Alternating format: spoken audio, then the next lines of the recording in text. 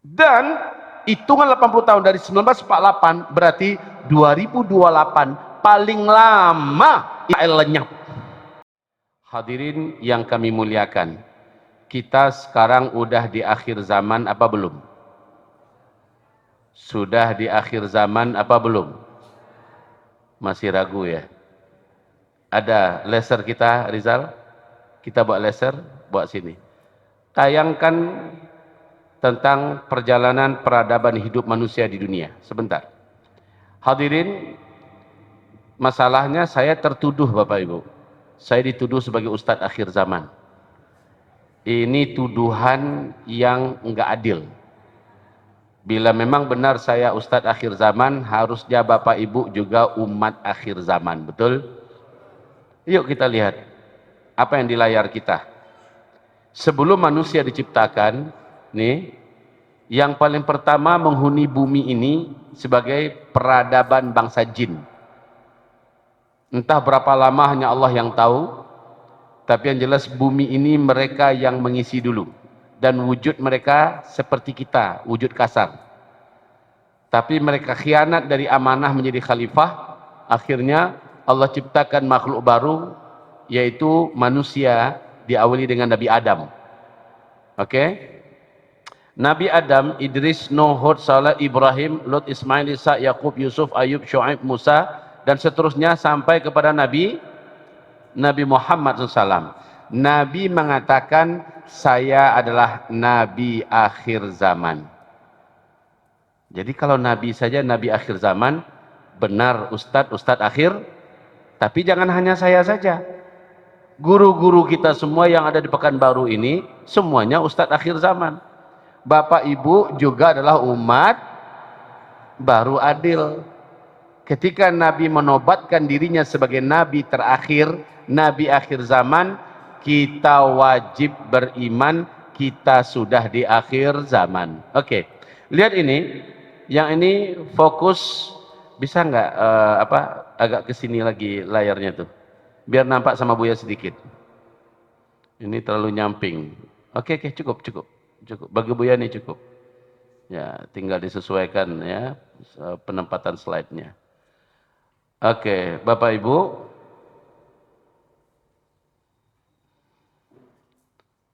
Baik. Ya, kondisikan kembali. Hilangkan ini yang putih ini. Ini perhatikan start dan finish. Ini Nabi Muhammad. Setelah finish, 40 tahun kemudian barulah kiamat.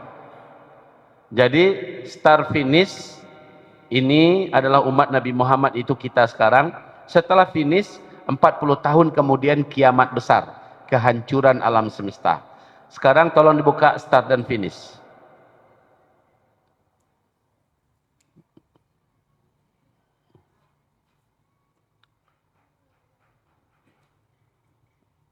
Bukan start dan finish. Ini tim kami jarang saya bawa ya. Biasanya beliau bagian ngedit di kantor. Oke, ini dia. Start dan finish. Start ini Nabi Muhammad mulai diutus oleh Allah sebagai Nabi dan Rasul di usia 40 tahun, itu start. Kemudian finish adalah terjadinya tanda besar kiamat nomor 7. Berhembusnya angin lembut yang sejuk, baunya bau wangi kesturi. Sumber angin itu dari Yaman. Angin ini dengan cepat membungkus bumi, di mana kata Nabi, setiap orang Islam, setiap ada umat Nabi Muhammad yang di dalam dadanya ada iman kepada Allah, walaupun imannya cuma seujung kuku, pasti angin lembut kematian ini mengenainya. Saat terhirup olehnya angin lembut kematian ini, saat menyentuh kulitnya, pada saat itu juga, di tempat itu juga dia langsung tergeletak meninggal dunia. Husnul khotimah. Seluruh orang Islam satu bumi meninggal dunia. Maka kami istilahkan itu dengan istilah finish. Berakhir sudah keberadaan umat Nabi Muhammad. Jadi startnya dari Nabi Muhammad, finishnya habis seluruh umat Nabi serentak. Sekarang Bapak Ibu, dari start ke finish, Nabi bersabda, kalian akan menjalani 5 fase sejarah. Dari 5 fase sejarah ini, 4 empat fasenya Islam pemimpin dunia. Hanya satu fase saja Islam sedang tidak memimpin. Yang mana dia? Fase pertama, Islam memimpin dunia, langsung Nabi Muhammad komandan tertingginya. Lamanya 23 tahun, ini dia.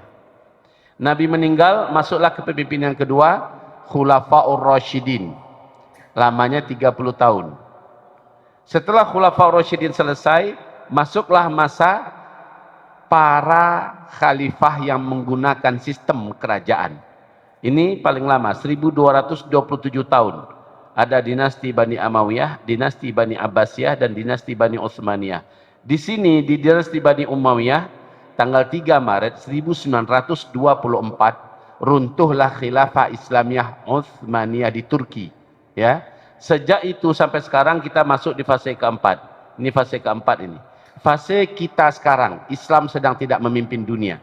Islam sedang dipijak-pijak. Islam sedang terhina. Ya, tidak ada kekuasaan Islam di muka bumi di fase keempat ini. Untuk standar internasional ya, tidak ada. Di fase ini kita dihinakan di mana-mana. Kita dijajah di mana-mana. Termasuk di Uyghur, Xinjiang, Cina. Termasuk di India pada hari ini. Apalagi di Palestina. Ya baik. Fase keempat ini fase terberat. Tapi ada awal, pasti ada akhir. Ketika di awal di tanggal 3 Maret 1924, akhirnya kapan? Akhirnya sudah sangat dekat. Bagaimana dekatnya? Sebentar lagi kita masuk fase kelima ya. Fase kelima, Islam kembali memimpin seluruh dunia. Sabda Rasulullah, tidak ada satu jengkal bumi pun dari bumi Allah ini nanti pada saat itu yang tidak dipimpin oleh Islam. Takbir dong. Ini janji siapa?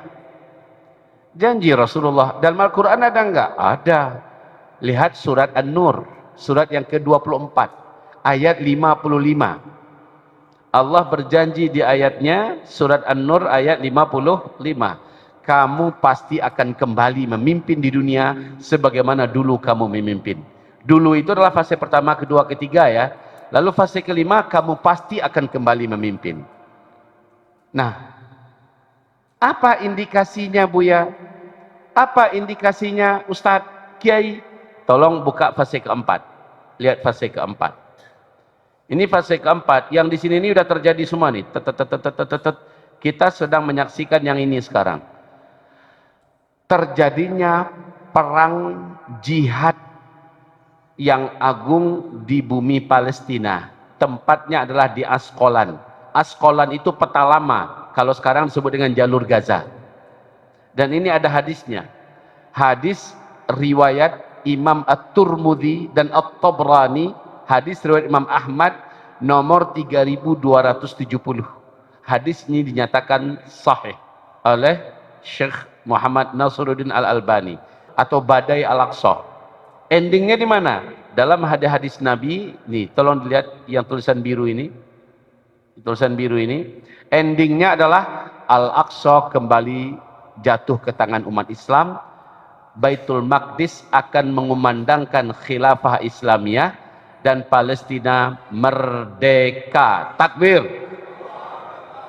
Ending daripada pertarungan yang maha hebat. Ini sudah hampir 3 tahun ya. Padahal awal-awalnya ternyata mereka gagal, lalu mereka ralat 2 bulan katanya. 2 bulan akhirnya siapa kemarin presiden Amerika yang kemarin tuh sebelum Donald Bebek ini? Si Biden. Iya, Joe Biden kan? Beliau menyampaikan 2 bulan ya, soalnya kami akan dukung kalian selama 2 bulan. Ternyata 2 bulan nggak tembus. Akhirnya minta izin 6 bulan. Sekarang tembus hampir 3 tahun. Apakah berhasil mereka mewujudkan cita-citanya menguasai Gaza? Sampai sekarang tidak. Dan tidak akan pernah berhasil. Karena ada hadis Nabi. Hadis Nabi yang menyebutkan tentang hakikat perlawanan di Askolan atau jalur Gaza sekarang. Nabi berkata, tidak akan pernah bisa dikalahkan. Mereka akan senantiasa hidup dan memberikan perlawanan walaupun tidak dibantu oleh Arab, walaupun tidak dibantu oleh saudara-saudara dekatnya. tapi mereka tetap akan berkibar melawan. Allah bersama mereka, Allah tolong mereka sampai Allah menangkan mereka. Para sahabat bertanya, di mana mereka ya Rasulullah? Nabi menjawab, mereka di Baitul Maqdis. Wa aknafi Baitul Maqdis, dan juga di beranda-beranda Baitul Maqdis. Nah, sekarang saya punya penjelasan yang mungkin banyak memberikan pencerahan kepada kaum muslimin. Ini setelah pulang dari Suriah kemarin, Pak Haji Irza, kita mulai sosialisasikan ini kepada dai-dai nasional, tokoh-tokoh, ulama-ulama. Saya mulai sosialisasikan analogi dari hadis Nabi tentang hakikat dunia Islam, yang kami istilahkan dengan sebutan jantung hati umat Islam. Apa istilah kita supaya mudah mengingatnya? Jantung hati umat Islam. Apaan tuh jantung hati umat Islam, maksudnya apa? Hadirin yang kami cintai, ini kabar gembira sebenarnya ketika kita tahu insya Allah kita tolong Palestina dalam perjuangan mereka sekarang atau tidak, Palestina tetap Allah tolong dan pasti menang. Kita berjihad bersama mereka atau tidak, kita biarkan mereka berjihad sendiri sambil berdarah meregang nyawa, tetap saja mereka akan dimenangkan oleh Allah. Yang memenangkan mereka adalah Allah. Santri itu bahasa Arabnya tolibun, tolibin, toliban. Tolibun itu adalah artinya santri. Dua superpower dunia, Uni Soviet, hancur berkeping-keping melawan pasukan santri. Kenapa hancur? Karena yang mereka lawan adalah pasukan mujahidin fisabilillah yang ditolong penuh oleh Allah.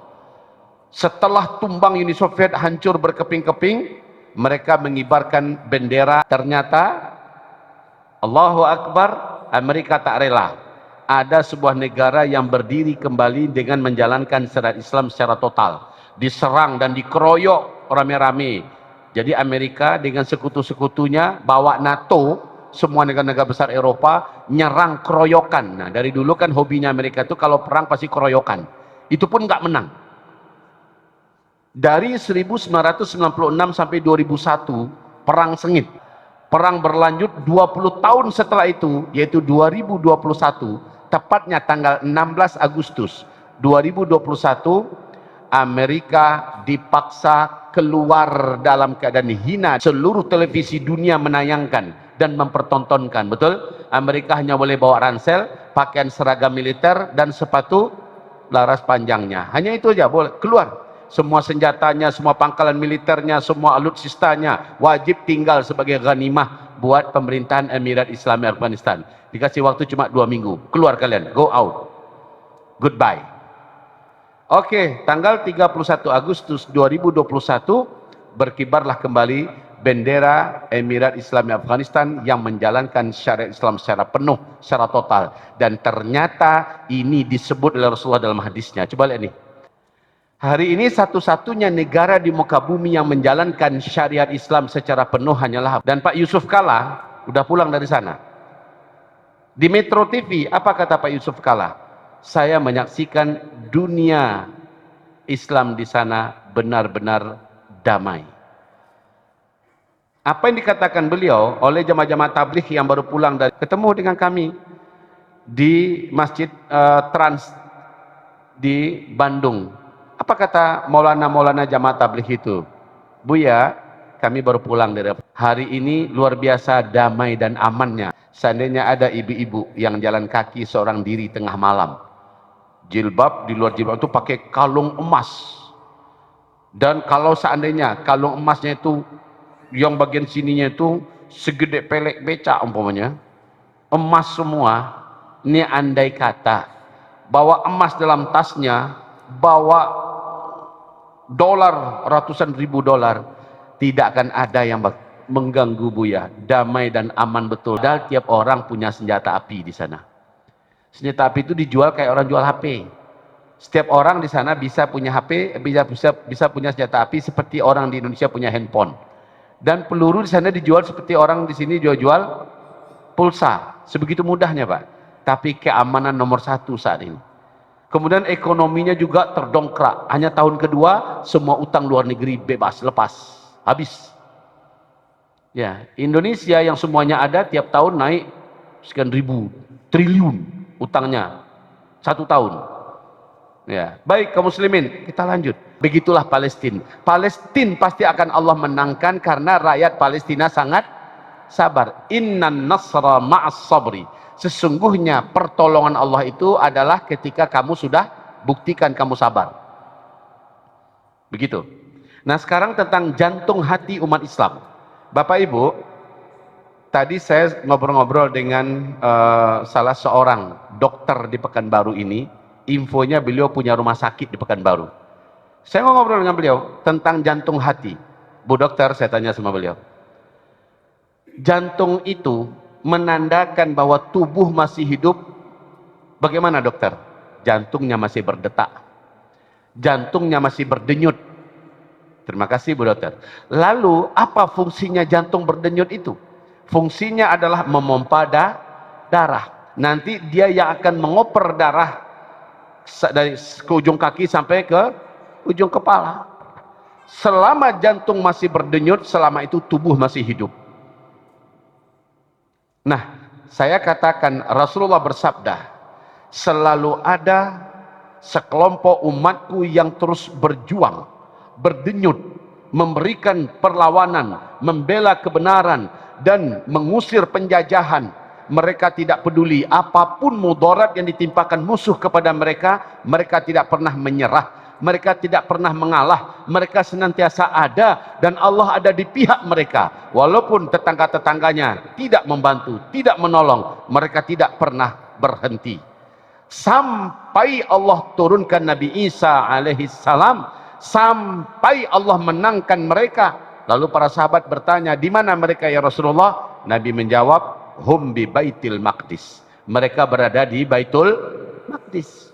Wa aknafi baitil maqdis, dan di beranda-beranda Baitul Maqdis. Artinya perlawanan yang dimaksud Nabi itu adalah di Palestina, Baitul Maqdis. Maka sesungguhnya Baitul Maqdis, kalau ibarat itu tubuh dunia Islam, dia adalah jantungnya. Dan jantung ini tetap hidup dan berdenyut. Masalahnya sekarang tubuh umat Islam, yaitu negeri-negeri Islam ini, Pak, Ibu, sedang luka di mana-mana dan berdarah di mana-mana, betul? Sehingga mungkin saja jantung ini terganggu untuk berdenyutnya. Sebab apa? Darahnya banyak terekspos keluar, ya. Lalu apa yang harus dilakukan? Harus diinfus darah baru agar jantung ini tetap bekerja maksimal. Inilah dia bantuan-bantuan yang selama ini dikirim oleh orang-orang beriman, baik dari Indonesia melalui NGO yang amanah, melalui lembaga-lembaga filantropi yang besar dan amanah, terus mengalir bantuan ini agar perjuangan tetap hidup di Baitul Maqdis, dan pasti tetap hidup karena ada hadisnya, sampai Allah menangkan mereka. Oke? Sekarang Bapak Ibu sudah berikan bantuan ke Palestina? Sudah. Semoga Allah terima. Amin. Bantuan apa? Bantuan kemanusiaan? Iya, semoga Allah terima. Amin. Tapi bantuan perjuangan, bantuan jihad sudah diberikan belum? Banyak umat yang belum melaksanakannya. Padahal bantuan untuk Palestina itu ada dua. Bantuan untuk kemanusiaan dan bantuan untuk perjuangan, bantuan untuk jihad. Baik, sekarang itu tentang jantung. Nah, tadi di tubuh ini ada namanya hati. Jantung dengan hati jaraknya jauh apa dekatan? Dekat. Apa fungsi hati? Hati penentu tubuh ini sehat atau sakit. Dan Rasul mengumpamakan itu dalam hadis. Ala, ketahuilah, inna fil jasadi, sesungguhnya dalam jasad ini mudghah, ada segumpal daging. Idza saluhat, kalau segumpal daging ini sehat, baik, bagus, saluhal jasadu kullu, seluruh tubuh pasti sehat. Wa idza fasadat, apabila segumpal daging itu sakit, segumpal daging itu tak baik, seluruh tubuh pasti sakit, pasti tak baik. Ala, ketahuilah, wahia al-qalbu, segumpal daging itu adalah hati. Kalau hati sakit, pergi ke dokter, dokter langsung bisa ngelihat itu dari kulit, ketahuan orangnya sedang sakit. Dari kornea mata ketahuan dia sedang sakit, dari rambut ketahuan dia sedang sakit, dari kuku dari ketahuan dia sedang sakit, dari lidah ketahuan dia sedang sakit, betul tidak? Dari telapak tangan, artinya ketika hati itu sakit, seluruh tubuh sakit. Dan kata Rasulullah, hati bagi dunia Islam adalah Syam. Syam, Bapak Ibu, yang mana yang Syam itu? Yang mana yang Syam? Bapak Ibu selama ini mendengar kalau Syam pasti 4 negara yang teringat ya. Lebanon, Yordania, Suria, dan Palestina. Betul tidak? Tidak salah amat, tetapi kurang tepat. Kalau disebut Syam, maka yang dimaksud dengan Syam oleh Rasulullah adalah Damaskus. Yang dimaksud dengan Syam oleh Rasulullah adalah Damaskus. Seperti kata Rasulullah, bimadinatin yuqalu laha Dimashq, dengan sebutan sebuah kota yang dinamakan dengan Dimashq. Dimashq itu adalah Damaskus. Ini adalah Syam. Bapak, Ibu, di Suria itu ada beberapa provinsi. Ada namanya Idlib, ada namanya Aleppo, ada namanya Homs, ada namanya Dar'a, dan lain-lain. Kalau Bapak Ibu ngobrol sama orang-orang Suria dari berbagai provinsi, ya Allah, Syam, Syam, Syam, katanya di terminal. Syam, Syam, Syam itu maksudnya apa, Pak? Damaskus. Enak inta, pergi kemana kamu? Ila Syam, kata mereka. Saya pergi ke Syam. Yang dia maksud oleh orang-orang Suria sana, Syam itu adalah Damaskus. Apalagi orang Lebanon, orang Yordania, orang Palestina, yang mereka pahami dengan Syam itu cuma Damaskus. Kita aja di sini yang menyebut Syam itu empat negeri. Padahal dalam buku-buku sejarah, 4 negeri yang lain itu disebut dengan Biladus Syam, negeri-negeri Syam, ya. Yang Syamnya sendiri cuma Damaskus. Itulah dia hati umat Islam. Kalau Damaskus ini sehat, rakyatnya tenang, aman, dan makmur, dunia Islam kondisinya sehat. Itu barometernya itu, Pak. Tapi kalau Damaskus ini terjajah, penduduknya babak belur, mereka terancam, kotanya hancur, itu pertanda dunia Islam sedang sakit. Jadi barometer sehat sakitnya dunia Islam ini adalah Damaskus, Syam. Benar saja, tanggal 23 Maret, tanggal 3 Maret 1924, 102 tahun yang lalu, ketika Khilafah Islamiyah Utsmaniyah runtuh di Turki, langsunglah Syam jatuh ke tangan penjajah Inggris dan Prancis. Lalu setelah itu diserahkan pada Hafiz al-Assad. Kemudian oleh Abu Muhammad al-Jaulani, mujahid pimpinan Lembaga Perjuangan Pembebas Syam, atau disebut dengan HTS, Hayat Tahrir Syam, Lembaga Pembebas Negeri Syam. Beliau pimpinannya itu Abu Muhammad al-Jaulani. Saat beliau memimpin jihad lebih dari 12 tahun, akhirnya Allah izinkan beliau menaklukkan Idlib. Setelah itu menaklukkan Aleppo. Setelah itu hanya kurang dari 14 hari, sampailah penaklukan ke Damaskus 1,5 tahun yang lalu. Ya, 1,5 tahun yang lalu. Apa yang terjadi dengan Damaskus hari ini? Damaskus mulai berbenah-benah memperbaiki diri. Hari ini sedang terjadi upaya serius untuk melakukan pemulihan. Abu Muhammad al-Jaulani mengembalikan namanya kepada nama asli, yaitu Ahmad Syara, yang hari ini menjadi presiden Suria. Taktik pemerintahannya fokus pada 3 hal. 1, mengembalikan keamanan dalam negeri. 2, menstabilkan ekonomi dalam negeri. 3, menertibkan dan menstabilkan kembali politik dalam dan luar negeri.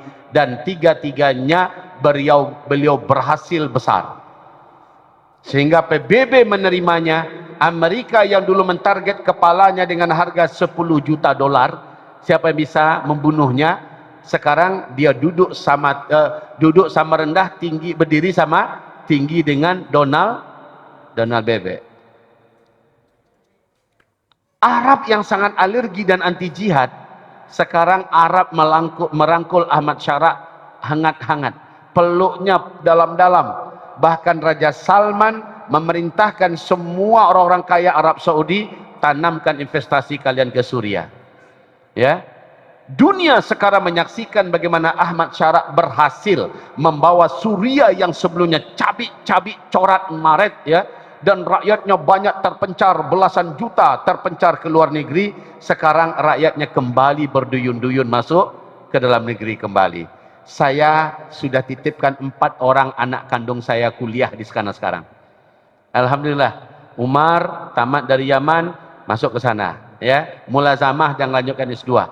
Insyaallah anak saya Imam yang juga baru tamat dari Yaman, sekarang akan ngambil sanad, karena terkenal sanad Syam itu sanad tertinggi, ya. Insyaallah Oktober beliau akan berangkat, ya.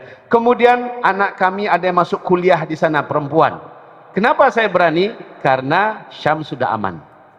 Nah hadirin, kalau hati daripada tubuh umat ini sudah bebas merdeka dan sedang gila-gilaan memperbaiki diri, otomatis isyarat bahwa dekat lagi dunia Islam akan kembali sehat. Itu harus diingat. Bantuan kita untuk jantung yang masih berjuang, teruskan. Makanya Benyamin Netanyahu yakin, Ben Gvir yakin, Menteri Perang, mereka sangat yakin. Kenapa mereka yakin? Sejarahnya begitu. Umar bin Khattab waktu membuka pintu Masjidil Aqsa, betul ingat nggak bagaimana Umar bin Khattab yang buka pintu Masjidil Aqsa? Apa dulu yang Umar lakukan? Umar kirim pasukan, yang paling pertama ditaklukkan adalah Damaskus. Dibebaskan Suriah, ketika kondusif baru Palestina selesai dan Baitul Maqdis jatuh ke tangan umat Islam. Ketika perang salib panjang, Salahuddin Al-Ayyubi, apa strategi Salahuddin Al-Ayyubi? Yang pertama sekali dia kuasai dulu adalah Damaskus. Ketika Damaskus dikuasai oleh Salahuddin Al-Ayyubi, seluruh Suriah jatuh ke dalam tangan mujahidin umat Islam. Maka ketika kondisi sudah kondusif, maka akhirnya Palestina ditaklukkan dan Masjidil Aqsa kembali jatuh ke tangan umat Islam, dan sejarah pasti terulang. At-tarikhu yu'idu nafsahu, sejarah pasti akan mengulangi lagi dirinya sendiri. Sekarang Damaskus sudah bebas apa belum? Sekarang Damaskus sudah mulai sehat apa belum? Kalau mau Damaskus lebih cepat sehatnya, kita boleh dan bahkan dibuka pintu lebar-lebar oleh pemerintahan Suriah hari ini. Silahkan masuk, kami bentangkan karpet merah buat kalian. Lakukan akselerasi, percepat sembuhnya bumi Syam ini. Ketika Syam sudah sembuh, Palestina pasti merdeka. Dan itu nggak salah apa yang dikatakan oleh Syekh Ahmad Yasin, pendiri Intifadah. Beliau sangat yakin ketika beliau mengatakan berkuasa tidak akan lebih dari 80 tahun. Dan hitungan 80 tahun dari 1948 berarti 2028 paling lama Israel lenyap. Takbir. Paling lama. Kalau kami, saya sendiri optimis, mudah-mudahan akhir 2026 ini atau paling jauh 2027 udah selesai, Palestina udah bebas, amin. Tapi lenyap mungkin ya 2028. Hadirin yang saya cintai, pertanyaannya adalah apa yang saya lakukan selama ini di Suriah Itu setelah saya diskusi dengan Bapak Wamenlu kita, ya, yaitu Bapak Anies Mata. Kami datangi beliau di kantor dinasnya, kami sampaikan begini, kami mau begini dan begini, dan kami lihat begini. Apa kata beliau? Lanjutkan, tolong dicatat apa yang perlu kita bantu dan apa yang bisa kita kerjasamakan. Begitu kaum muslimin. Maka saya pun mulai bergerak, dan akhirnya kami mendirikan lembaga yayasan resmi di bawah payung hukum negara Suriah, yang kami bahasakan dengan bahasa Arab sana, Al-Muassasah As-Sadaqah Al-Indonesia Asyamiyah. Artinya apa? Yayasan Persahabatan Indonesia Syam, di bawah payung hukum resmi negara Suriah. Alhamdulillah kami duduk dengan menteri-menterinya, kami duduk dengan menteri agamanya, seperti sahabat dengan sahabat. Mereka liput itu di TV nasional mereka, mereka keluarkan di berita mereka. Kita duduk dengan menteri luar negerinya, menteri dalam negerinya, menteri sosialnya. Jadi main kita udah menteri-menteri sekarang di sana, ya. Alhamdulillah, Bapak Ibu yang kami muliakan. Kemudian di Indonesia juga kita merajut kerjasama dengan Duta Besar Suriah yang ada di Jakarta. Setelah itu kita mencoba merapat dengan KBRI kita di Suriah sana. KBRI kan Kedutaan Besar Republik Indonesia, sekarang Pak Dubesnya adalah Bapak Lukmanul Hakim. Semoga Allah menjaganya, amin. Dan kami bersinergi dengan PPI di sana, Persatuan Pelajar Indonesia yang ada di Suriah. Mereka siap menjadi volunteer kita untuk membantu bagaimana bisa kita melakukan percepatan pemulihan dan penyembuhan Syam dan Suriah. Perlu Bapak Ibu ketahui, Bapak Ibu, azan. Oke. Jadi tadi yang bunyi azan HP, ya, matikan dulu. Baik, hadirin yang kami cintai, kita membantu Palestina selama ini dan jangan dihentikan. Teruskan. Ibaratnya itu jantung yang masih terus harus berdenyut dan berdetak, ya. Teruskan bantuan itu. Dan Uzma Care dan PISH senantiasa menginfus darah-darah baru ini ke sana. Juga lembaga-lembaga filantropis yang ada di Indonesia, semuanya bergerak serentak dengan jalan dan jalur masing-masing. Walaupun ada satu dua lembaga yang khianat, yang lemah, yang tidak amanah, tetap ada, tetapi yang amanah lebih banyak. Oke, kaum muslimin, itu tetap. Tapi perlu diketahui bahwa apabila kita ingin menolong Palestina, yang bisa kita lakukan hari ini hanyalah ngasih makan minum, ngasih obat, pakaian, ya, tenda dan sebagainya. Karena kita nggak bisa masuk Gaza. Kita nggak bisa masuk Gaza. Karena ada orang-orang Palestina yang tercampak dan terdampar di Mesir. Ya, jumlahnya hanya 200.000 orang yang ada di Mesir. Kami ngobrol 2 kali dengan Pak Dubes Palestina di Jakarta. Ini Dubes baru, ya, bukan Dubes lama. Kalau Dubes lama pengkhianat. Banyak bentuk bantuan itu melalui kedutaan ditilepnya jadi kantong pribadinya.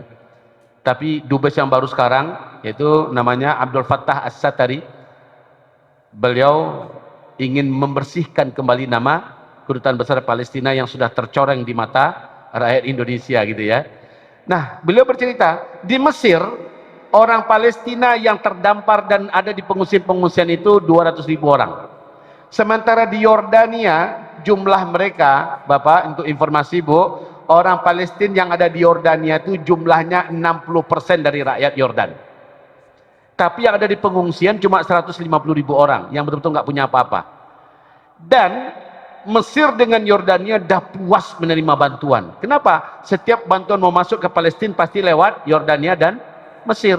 Mereka bagi beberapa lembaga yang nyangkut-nyangkut nggak bisa, sementara ini harus dihabiskan, dinikmatilah oleh orang-orang Palestina yang ada di Yordania, yang ada di Mesir. Cuma hanya sebatas itu, Bapak Ibu, karena bantuan-bantuan ini tidak boleh menjangkau untuk mengupgrade manusianya, nggak boleh. ya, mendidik mereka, mengasah kemampuan mereka, menguatkan tauhid mereka, nggak boleh. Kita hanya boleh sebatas kasih makan, minum, obatan, tenda, pakaian dan sebagainya. Nggak boleh lebih dari itu. Baik di Mesir ataupun di Yordania. Untuk Bapak Ibu ketahui, Allah Maha Adil. Allah jadikan rakyat Palestina yang terbanyak di pengungsian itu ternyata di Suriah. Jumlahnya 670.000 orang. Saya dekat dengan presiden lembaga pengungsi Palestina se-Suria, namanya Syekh Abdul Mu'tasim. Beliau mengatakan awalnya orang Palestina yang ada di Suriah ini 670.000 orang. Sekarang setelah merdeka, jatuh ke tangan umat Islam Ahlus Sunnah wal Jamaah pemerintahan ini, mana-mana yang keluarganya mampu ditariknya, sehingga tersisa lagi 435.000 orang. Masih banyak atau sedikit tuh? Masih banyak. Nah ini banyak yang anak-anak yatim, sekian ribu. Kita punya data lengkapnya tuh. Anak-anak yatim lebih dari 3.400 orang. Anak-anak fuqara masakin yang butuh sekolah dan mereka hanya maksimal sekolahnya itu cuma SD. Selebihnya mereka nggak bersekolah, Pak. Mukanya kuyu, wajahnya lusuh, ya rambutnya juga kusru dan berdebu, tatapannya kosong. Sedih kita melihat anak-anak yang wajib sekolah ini sampai hari ini pengangguran. Ini yang harusnya kita selamatkan untuk dipersiapkan menjadi anak-anak yang mengisi Palestina masa depan. Anak-anak yang ini bisa. Sementara anak-anak remaja Palestina yang di Mesir sengaja dirusak by design, by system. Mereka dicekoki narkoba, mereka diajak kepada lembah-lembah maksiat supaya mereka kehilangan jati diri, baik yang di Mesir ataupun di Yordania. Siapa yang menyampaikan ini kepada kami? Langsung orang-orang Palestina yang masih berakal sehat di Mesir, bahkan dubes Palestina yang ada di Jakarta. Ngeri Bapak Ibu. Tapi di Suriah kita masih bisa selamatkan mereka. Maka kami PISH, Persahabatan Indonesia Syam, dan Uzma Care melihat peluang kita mempersiapkan generasi pelanjut yang akan mengisi Palestina masa depan dari Suriah. Maka kami sekarang meletakkan tanjakan kaki kami dengan kokoh di bumi Syam, Damaskus.